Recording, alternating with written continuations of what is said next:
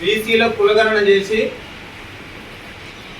జనాభా ప్రాతిపదికన బీసీలకు 42% రిజర్వేషన్లు అమలు చేస్తామని చెప్పి అధికారంలోకి వచ్చి అసంపూర్ణంగా కులగణన చేసి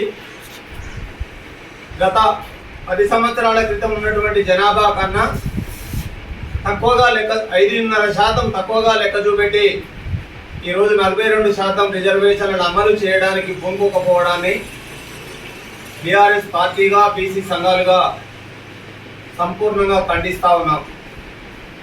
ప్రభుత్వం వెంటనే తప్పులు సరిచేసుకోవడానికి రీసర్వే చేయాలని చెప్పి డిమాండ్ చేస్తూ ఉన్నాం. 42% రిజర్వేషన్ను స్థానిక సంస్థల్లో తప్పనిసరిగా ఇవ్వాలని డిమాండ్ చేస్తూ ఉన్నాం. బీసీ కులగణన పేరుతో ఇంతకాలం ప్రజలందరినీ కూడా మభ్యపెట్టి తీరా కులగణన పూర్తయిన తర్వాత అసంపూర్ణంగా శాసనసభలో పెట్టి 42% రిజర్వేషన్ను ఎగ్గొట్టడానికి ప్రయత్నం చేస్తుండడాన్ని తీవ్రంగా ఖండిస్తూ ఉన్నాం. ఈ ప్రభుత్వం చేసినటువంటి తప్పుడు లెక్కలను ఖచ్చితంగా రుజువు చేయడానికి మా బీఆర్ఎస్ పార్టీ రాష్ట్ర నాయకత్వం ఇప్పటికే రుజువు చేసింది.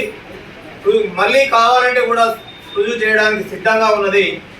అందుకని ప్రభుత్వం కళ్ళు తెరిచి తిరిగి రీసర్వే చేసి సమగ్రమైనటువంటి కులగణన ప్రకారంగా బీసీ కులాలకు 42% తప్పనిసరిగా రిజర్వేషన్ అమలు చేయాలని స్థానిక సంస్థల్లో చేసిన తర్వాతనే స్థానిక సంస్థల ఎన్నికలు పెట్టాలని డిమాండ్ చేస్తూ ఉన్నాం.